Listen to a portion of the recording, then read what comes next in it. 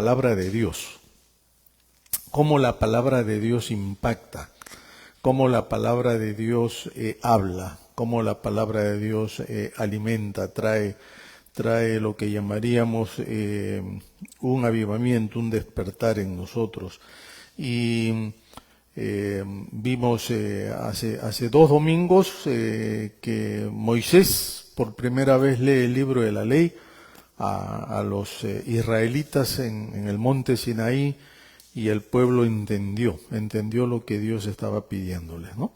Que tenían que ser un pueblo diferente, y juraron delante de Dios a guardar todas sus leyes, todos sus mandamientos, pero claro, con el tiempo el pueblo de Israel se apartó de la palabra. El domingo pasado vimos el otro elemento bajo Josías, un rey que al descubrir la palabra de Dios que había estado enterrada en el templo, vaya a saber cómo así fue eso, descubrieron que los rollos de la ley estaban allí, y cuando los sacerdotes Hilcías y otros más lo leen, entonces redescubren que el Señor les había mandado nuevamente ser un pueblo diferente al resto de pueblos.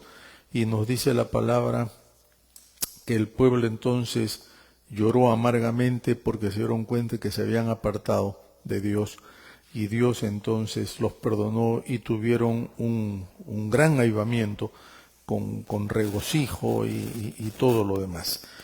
Pasaron los años y nuevamente el pueblo de Israel vuelve a caer en lo que llamamos una apatía espiritual. Es decir, cuando no tienen ganas ni de adorar a Dios, ni de servir a Dios, ni mucho menos. Y nos dice la palabra entonces que por años, ¿verdad? Por 439 años, eso es un montón de tiempo, ¿no? 439 años. Israel, tanto el norte como el sur, no se olviden que Israel estaba dividido en 2 reinos, el reinado del norte Israel y el reinado del sur Judá, ¿no es cierto? Los dos reinos tuvieron 42 reyes y una reina.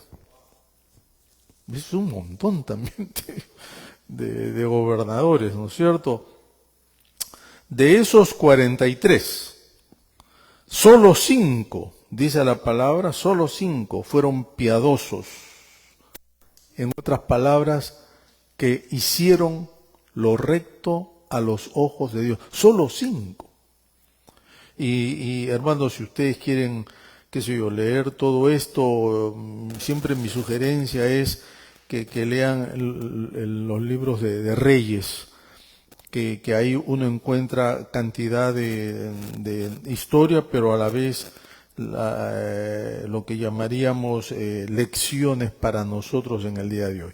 Pero una de las lecciones más grandes que uno encuentra leyendo Crónicas, Reyes y estos libros, ¿verdad?, es que el pueblo de Israel siempre tuvo la posibilidad y tuvo la oportunidad de servir a Dios, de seguir a Dios, de leer la palabra, en este caso los rollos que eran Génesis, Éxodo, Levítico, Número, Deuteronomio, que era la primera parte de nuestra Biblia, que ya estaba disponible en forma de rollos en esa época, ¿verdad? O sea, no todo, pero por lo menos la ley de Dios, el Levítico, todo eso ya estaba allí.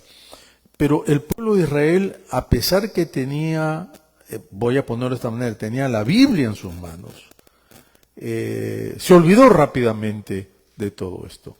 Y claro, después de más de 400 años de reinados totalmente impíos, por ponerlo de alguna manera, el pueblo se descarrió.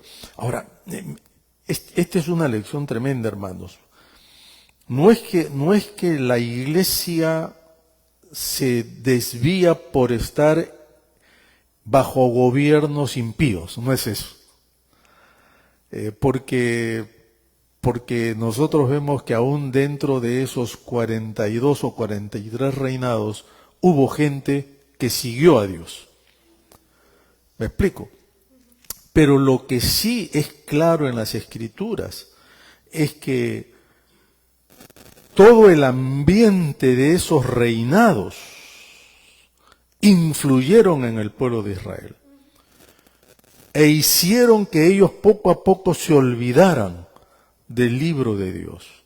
¿Qué es lo que nos pasa a nosotros en nuestros días? No vamos a echar la culpa ni a los gobiernos, ni a las autoridades, porque en verdad nosotros somos los únicos culpables si nos alejamos de Dios. Pero las leyes que dan los gobiernos, las autoridades, ¿verdad? Y sobre todo la influencia de la cultura a través de los años hace que el cristianismo, o ha hecho que el cristianismo poco a poco se vaya alejando de sus raíces. Y el cristianismo entonces ya no es lo que debería ser, ¿verdad? Y creo que eso sí es claro, eso es claro. Y es por eso que el creyente debe estar siempre atento a lo que dice la palabra, conocer la palabra de tal manera que no se deje entonces influenciar ni menos apartar del Señor. Ahora, cuando nosotros llegamos a Nehemías y a Esdras, que son los dos personajes que entran en juego acá, nosotros encontramos que ellos ya entonces han regresado de lo que se llama el exilio. Ahora, no quiero, hermanos, ni confundirlos, ni mucho menos aburrirlos con mucha historia, pero quizá déjenme decir esto. Debido a que el pueblo de Israel se apartó de Dios, ¿verdad? A través de años, siglos. Dios siempre usó, y acá puede sonar muy extraño, pero eso es lo que vemos en la Biblia. Dios usó naciones extranjeras para traer juicio sobre el pueblo de Dios. Un ejemplo es el libro de los jueces. Los jueces, cada juez que hay en el libro de los jueces, ¿verdad? Dios los levanta porque pueblos extranjeros vinieron contra Israel para despojarlos de todos, arruinarlos, robarles. Cada vez que Israel estaba mal con Dios, Dios entonces mandaba gobiernos extranjeros que los oprimían. Entonces el pueblo de Israel pedía perdón a Dios. Dios los restauraba mandándoles un juez que los liberaba. Otra vez el pueblo de Israel estaba muy cerquita de Dios, todo bien, otra vez prosperidad. Pasaban los años, nuevamente caía por 13 jueces. Ahora, ¿esto suena familiar? Sí, ¿no? Así somos nosotros, ¿verdad?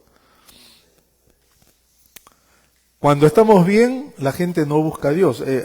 Puede parecer un cliché, querido, pero es así.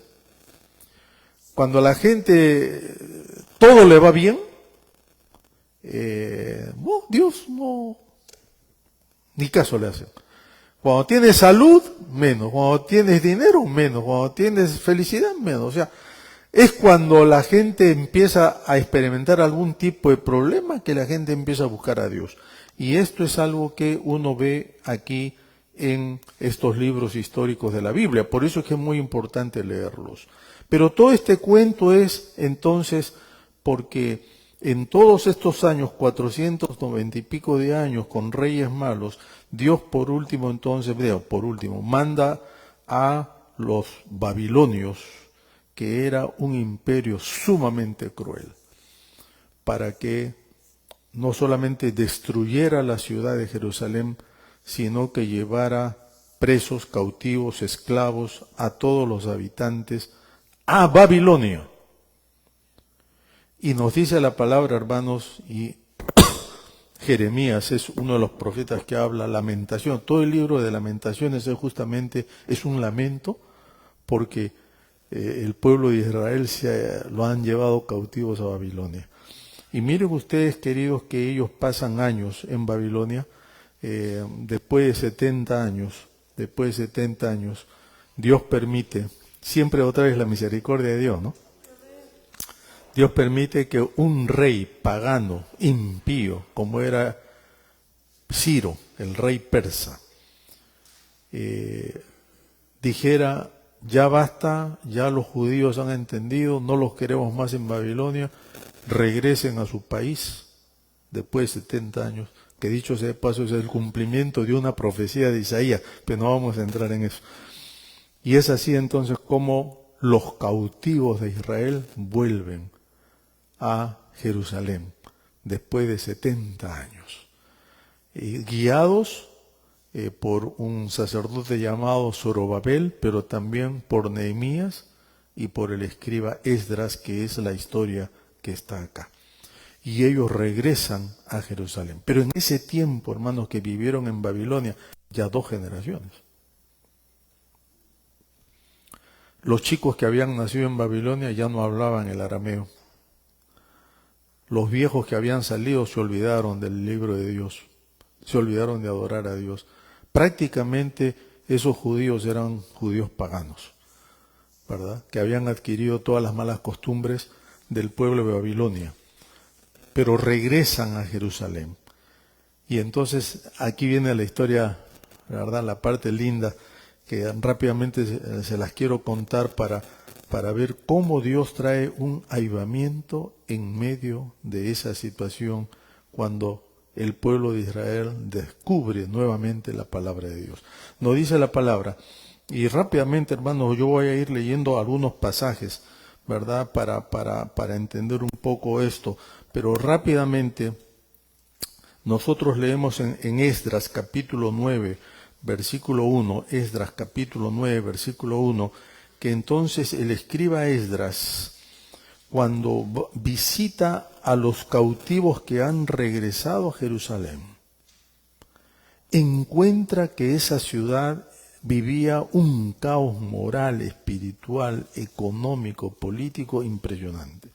Al punto que dice la palabra que Esdras entonces llora, se lamenta, el dolor hace que entre en duelo, se afeita la cabeza, así como Carlitos, o no sé, mejor no menciono nombre, mejor no. ¿Verdad, Adrián? Mejor vamos a dejarlo ahí nomás, vamos a dejar. Sí, yo también ya pronto voy a estar en eso, hermano, así que todos estamos por el mismo camino. ¿Qué vamos a hacer? Pero se afeita la barba. Para el judío quitarse la barba era una señal de dolor impresionante. Pero todo eso nos cuenta Esdras capítulo 9. Pero no solamente eso, estaba tan conmocionado, horrorizado por lo que veía allí en la ciudad, que los judíos adoraban a ídolos paganos, ya no sacrificaban, ¿verdad?, becerros a Dios para pedir perdón, como era lo que les había ordenado el libro de la ley, etcétera, que manda entonces a un emisario para que hablen con Nehemías, y Nehemías era el administrador del rey Artajerjes. Y cuando nosotros llegamos al libro de Nehemías, encontramos entonces que Nehemías habla con este emisario que llegaba de Jerusalén y le dice, ¿no? Dime, ¿cómo está mi ciudad? ¿Cómo están los judíos que han regresado? Es lo que nos pasa a nosotros, ¿no? Yo que llevo ya más de 30 años de exilado, cada vez que voy a Lima lo primero que hago es preguntar, ¿no? Oye, ¿qué es de este amigo? ¿Qué es de este familiar? Porque así es, ¿no? Uno pregunta. Y hace lo mismo Nehemías y nos dice entonces en el capítulo 1, ¿verdad? Versículos 2 al 4 de Nehemías, que cuando le cuentan cómo estaba Israel, cómo estaban los judíos, Nehemías literalmente se enfermó de dolor. Qué tremendo, ¿no? Se enfermó de dolor. Al punto que ya no podía trabajar bien. Y el rey Artajerjes, porque él era su administrador, Artajerjes se da cuenta que el hombre está mal. Y el rey le dice, Nehemías, ¿qué te pasa que te veo decaído, te veo a la miseria? No se olviden, hermanos, que en esa época Si el rey le decía a su administrador que lo veía mal, eso significaba la muerte. Porque esa gente no, o sea, nadie era indispensable. Pero Nehemías, que había orado a Dios, lean también toda la historia de Nehemías, que es una historia muy bonita esa. Nehemías había orado a Dios. Nehemías se atreve a decirle al rey Artajerjes, exponiendo su vida: Rey, es cierto, estoy mal. Pero ¿cómo que está mal? ¿Qué ha pasado? Mi gente está mal. Allá mi ciudad destruida, toda derruida, no hay muros, no hay nada. Y Artajerjes, el rey, le dice: ¿y en qué puedo ayudarte? Imagínense eso. Y Nehemías le dice: si al rey le parece bien, quisiera que me des permiso.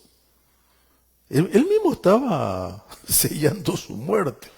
Quisiera que me des permiso porque quisiera ir allá, no solo a visitar a mis familiares, sino a reconstruir la ciudad. Y el rey dice: ¿pero cuánto tiempo te va a tomar eso? Meses, obviamente.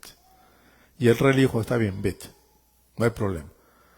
Y Nehemías le dice algo más: puedo pedirle algo más. Siempre, ¿no? Y el rey no me podría ayudar con los materiales de construcción. Y no me podría hacer una cartita. Nosotros los latinos siempre hablamos de cartita, ¿no? Una cartita de recomendación, una tarjetita, ¿no? Pues es boricua. Y no me podría dar una tarjetita, cosa que cuando yo paso la aduana, y eso es lo que literalmente le dice: cuando pase las aduanas, las fronteras, yo presente la tarjeta que el rey me está dando permiso. Y el rey le dijo: mira, llévate todo lo que quieras. Llévate todo lo que quieras, pero anda allá y arregla esta cosa. Y es así, hermanos, como entonces llega Nehemías a Jerusalén, y después de por 3 días, dice, sin hablar con nadie, hacer un inventario de la situación, Nehemías se dio cuenta que en verdad todo estaba mal. Capítulo 3 de Nehemías, de hecho, ese paso él era administrador, o sea que era un administrador de empresa, ¿no? El tipo inmediatamente organizó a todo el pueblo. Es impresionante el capítulo 3. Impresionante. Cómo el tipo administra, dirige, era un gerente, un gerentazo. Y los organiza de tal manera, hermanos, que pronto ya estaban todo el mundo trabajando, reconstruyendo el muro primero, porque sin muro la ciudad estaba totalmente vulnerable. Cuando terminan de reconstruir el muro, entonces Nehemías y Esdras, y acá viene lo interesante, Nehemías y Esdras se dan cuenta que reconstruir la ciudad no solamente era reconstruirla físicamente, sino también espiritualmente. Y esto es importante, hermanos.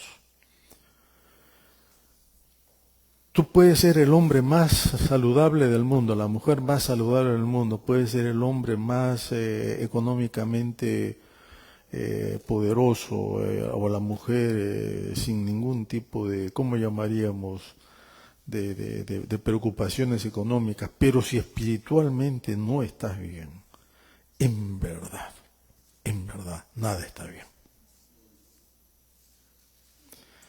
Ahora, viendo las Olimpiadas, es impresionante cómo gente joven, llena de vida, de pronto tienen una lesión y tienen que abandonar todo. Jamás se hubieran imaginado. Yo veo a esos muchachos que qué barbaridad. ¿Cómo pueden? ¿Cómo el físico humano puede ser tan grandioso de hacer pruebas que algunos médicos dicen son humanamente imposibles? Pero de pronto ahí tienes a una tenista que estaba yendo por la medalla de oro, pisó mal, se rompió la rodilla, a la pobre tuvieron que sacarla. Ahí tienes un nadador que igual le pasa a otros, qué sé yo. Y nosotros podríamos mencionar casos tras casos, ¿verdad?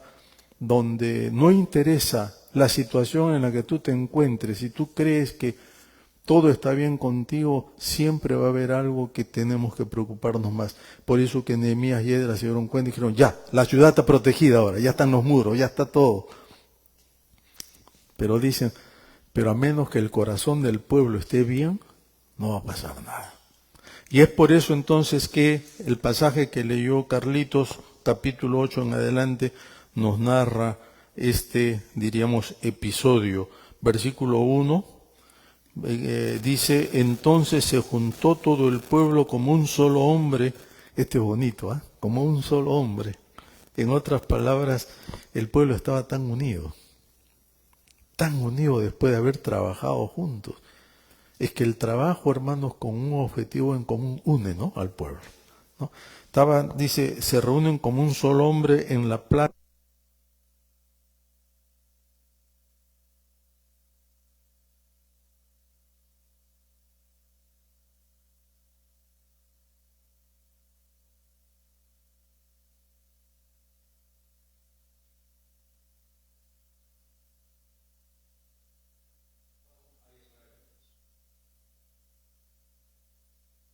Uno, dos.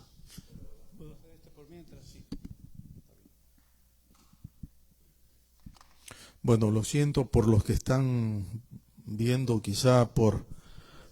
Sí, todavía se va a oír, ¿no es cierto? Sí, pero decía entonces, leyendo Nehemías capítulo 8, ¿verdad? Dice el versículo 2, el primer día del mes séptimo. El mes séptimo es septiembre, octubre para nosotros. El sacerdote Esdras, que también era el escriba, o sea, un principal, ¿no es cierto?, trajo la ley, el libro de la ley, el rollo de la ley, delante de la congregación, o sea, delante de todo el pueblo, que estaba conformado por hombres, mujeres, de todos los que podían entender, o sea, chicos que ya podían entonces escuchar bien. Y dice el versículo 3, desde el alba hasta el mediodía, ¿cuántas horas es eso? Por lo menos 6. Por lo menos 6. Desde el alba hasta el mediodía, Esdras leyó el libro de la ley a todo el pueblo. Ahora, queridos,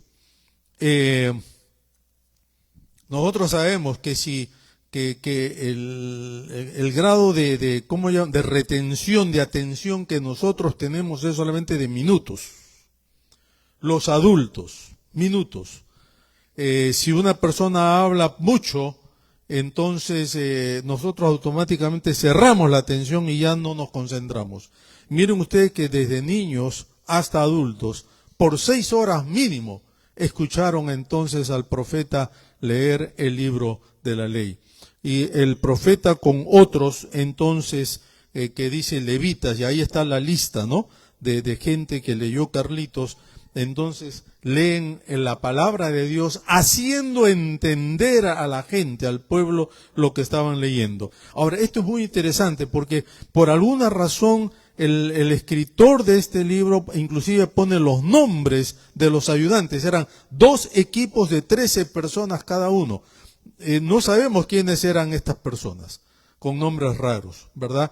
Pero eran 2 equipos. Había un primer equipo, 6 a la mano derecha, 6 a la mano izquierda, ahí arriba en la plataforma que habían construido donde Esdras se paró a leer la palabra por 6 horas. Yo me imagino que esto fue para que ellos se turnaran leyendo la palabra. No es solamente un hombre leyendo toda la palabra, sino todo el equipo. Mientras que los otros 13 estaban abajo entre el pueblo.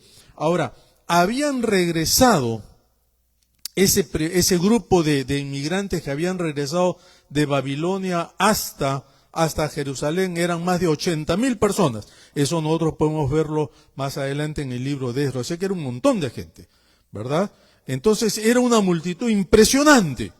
Y en medio de toda esa multitud, el otro equipo de ayudantes de Esdras, dice la palabra, que estaban traduciendo, haciendo entender el libro de la ley a la gente que estaba allí, parada, escuchando a este hombre. Esto es muy importante, hermanos, esto es muy importante. Yo había dicho al comenzar que después de una generación o 2 generaciones de vivir en el extranjero, ya entonces los chicos no conocían el arameo, que era el idioma popular. Ahora, esto es un paréntesis, si me permiten. Nosotros, ¿verdad?, que criamos hijos o nietos en este país, debemos cuidar de que manejen el español y lo manejen bien. No hay excusa, creo, para que eso no suceda. Por muchas razones, pero este no es el momento para hablar de eso. Pero lo que quiero decir es que entonces estos ayudantes interpretaban del hebreo al arameo, de tal manera que todos entendiesen lo que se estaba entonces leyendo. Y miren ustedes, hermanos, que esta gente, versículo 12b,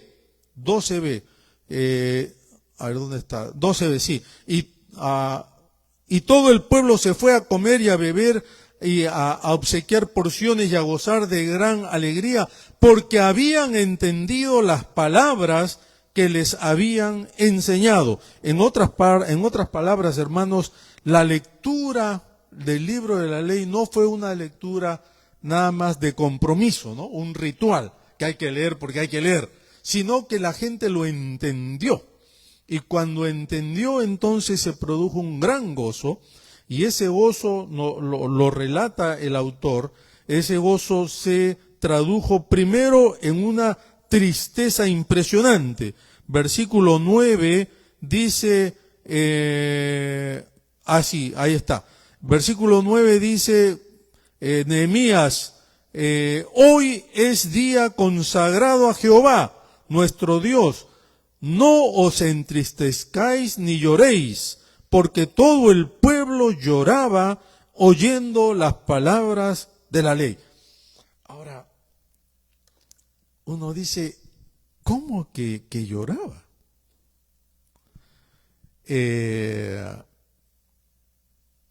Los que estamos en el ministerio de la predicación, siempre hay una tentación, y yo les confieso. La tentación es, a la hora de predicar, usar mucho dramatismo para convencer a la gente. Usar muchas artimañas de oratoria para cautivar a la gente. El predicador de la palabra debe, lo digo por experiencia personal, me imagino que tal vez algunos pastores no van a coincidir conmigo, o predicadores, pero quien convence a la congregación, al auditorio, es la misma palabra del Espíritu Santo de Dios, no mi capacidad de orar, de oratoria, de predicación, de exposición. Claro, el pastor tiene que ser claro. Yo le decía en la clase de Apocalipsis esta mañana que una de mis prácticas que yo tengo, ustedes creo que saben que yo escribo todos mis sermones. Tengo por regla escribir todo en 4 páginas, que más o menos escrito es unos, si tú lo lees, es 15 minutos aproximadamente, pero como estoy hablando, se supone que es el doble, o sea 30 minutos, se supone, a veces me voy más, ¿verdad? Pero se supone. Entonces, como práctica yo tengo de la última revisada que doy a mi sermón, que casi siempre son domingos temprano. Entonces yo pongo el lector en mi computador, entonces me lee en voz alta la máquina y yo escucho. Si hay algo que no entendí, ustedes tampoco lo van a entender. Entonces tengo que corregirlo. O si me aburro, ustedes se van a aburrir. No sé si me explico. Pero lo que estamos tratando de decir, hermanos, es que cuando Esdras y sus ayudantes leen la palabra, lo hacen leyendo la palabra sin usar trucos, sin usar lo que llamaríamos métodos de oratoria, solamente dejaron que la palabra hable a ese pueblo y lo que ellos hacían era, como digo, traducir y el pueblo entonces entiende la palabra y el resultado de esa palabra es que la gente llora. ¿Pero llora de qué? Yo creo de dos cosas. Uno, llora porque se dieron cuenta que el pueblo estaba mal, ellos estaban mal, no habían obedecido a la palabra de Dios. Pero también lloran de gozo, porque tú también puedes llorar de gozo, ¿no? Y miren ustedes, hermanos, que entonces la palabra de Dios produce ese doble efecto en el pueblo. Se dan cuenta que están apartados de Dios y entonces se arrepientan y el arrepentimiento trae lágrimas, pero me imagino que en ese momento, imagínense una multitud de 50,000 personas, hermano. La gente se abrazaría, yo no sé si ustedes alguna vez han estado en alguna ceremonia, en alguna reunión de gente del Medio Oriente, en bodas o funerales, pero ellos se lamentan de una manera muy especial. Ellos hacen un ruido, ¿no?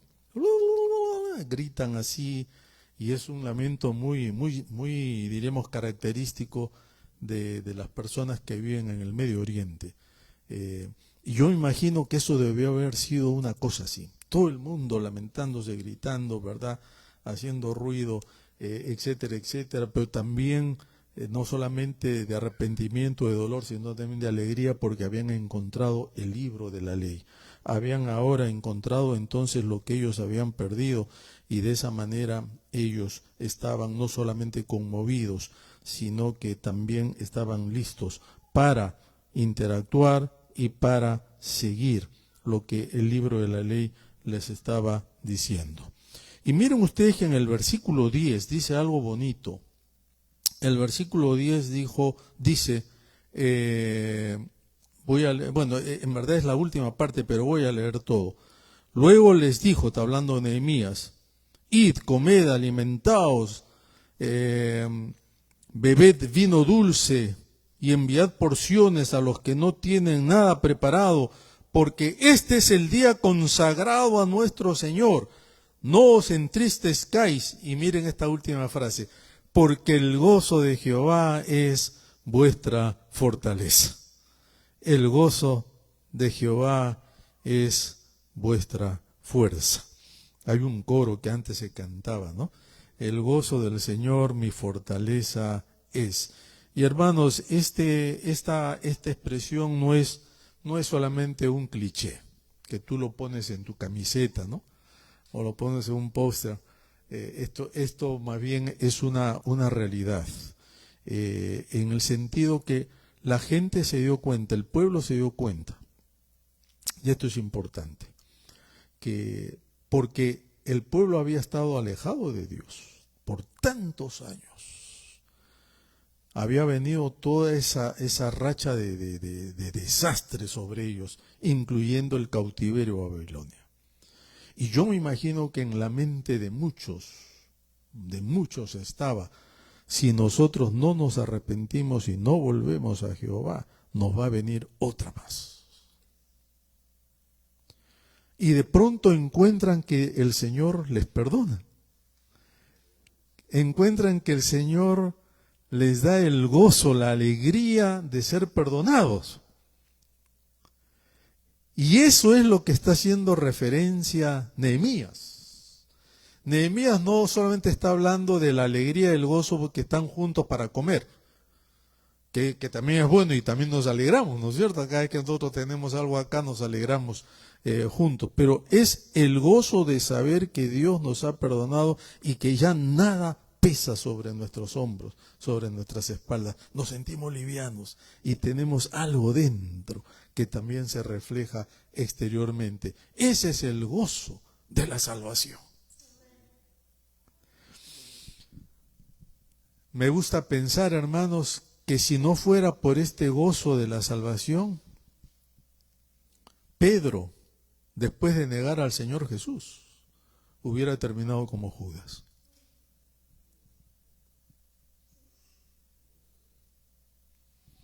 Porque la traición de Pedro fue tanto peor que la de Judas.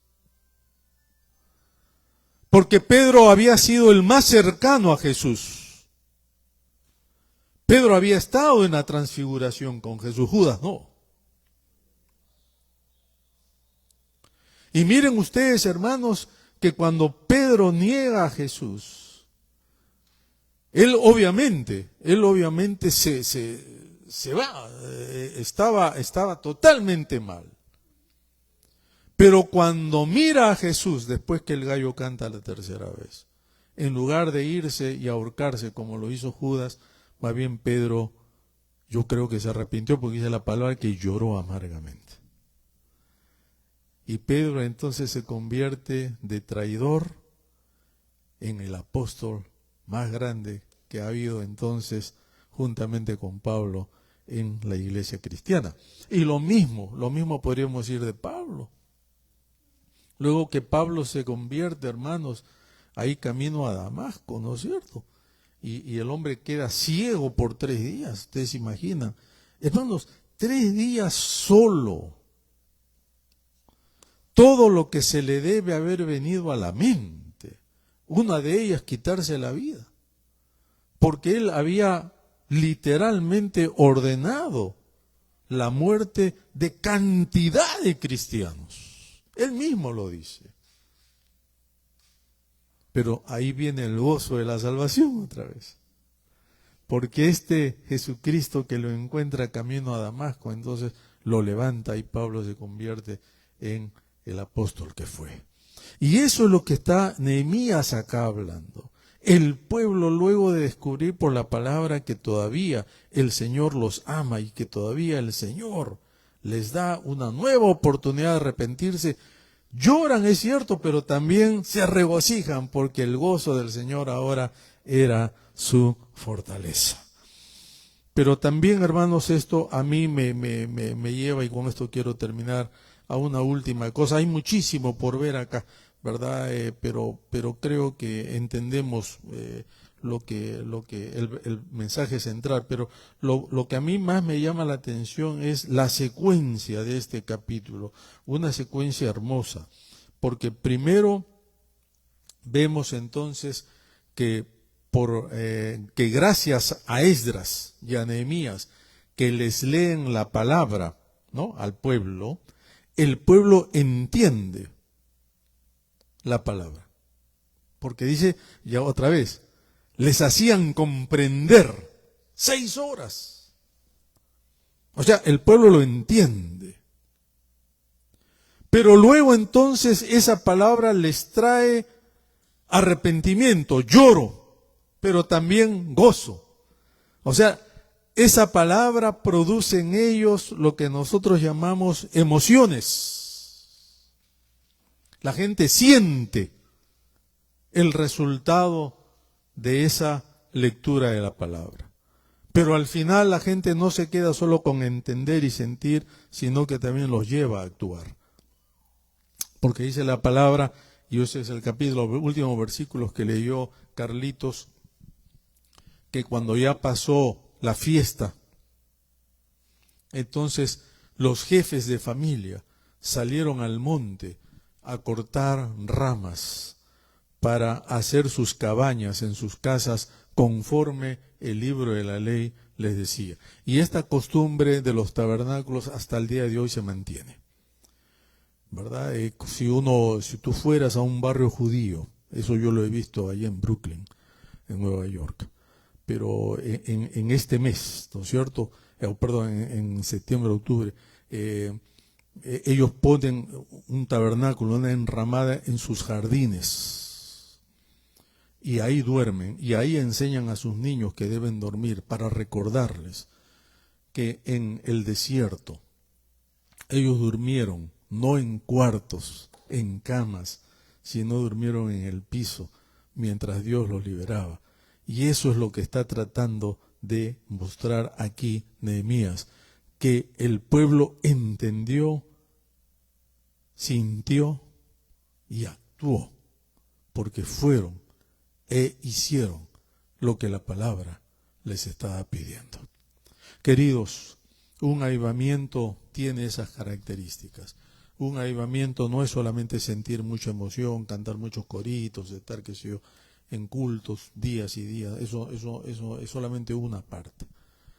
Un verdadero avivamiento es comprender la palabra, tener hambre de la palabra, tener esa sed de la palabra, ¿no? Pero también un avivamiento motiva, hace que tú actúes, que tú hagas exactamente lo que la palabra de Dios te pide que tú hagas. Yo quisiera, hermanos, que esta serie a nosotros nos inspire a buscar un avivamiento personal, pero también como iglesia. Y que sigamos orando para que Dios traiga justamente esto a cada uno de nosotros. Amén. Amén. Vamos a orar. Padre, gracias por tu palabra. Gracias, Señor, porque es una palabra viva, es una palabra eficaz, es una palabra que reconforta nuestras vidas. Y yo te pido, Señor, que lo que hemos leído, visto en esta mañana, en verdad nos motive a buscarte a ti, buscar tu palabra y sobre todo obedecer tu palabra, Señor. Te lo ruego en el nombre de Jesús. Amén. Amén. Amén. Amén. Vamos ahora a tener la cena del